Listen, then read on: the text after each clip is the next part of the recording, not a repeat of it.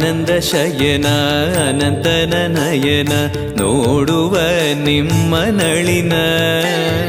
ವೀಣೆಯ ನುಡಿಸಿ ನಾದವ ಬೆರೆಸಿ ನಂದನ ಕರೆವ ಬದನ ಆನಂದ ಶಯನ ಅನಂತನ ನಯನ ನೋಡುವ ನಿಮ್ಮ ನಳಿನ ವೀಣೆಯ ನುಡಿಸಿ ನಾದವ ಬೆರೆಸಿ ನಂದನ ಕರೆವ ವದನ ಭಾಗ್ಯವಿದು ಗುರು ಭಾಗ್ಯವಿದು ಮಧುರಾಪತಿಯನ್ನ ನಟನ ಮಧುರವಿದು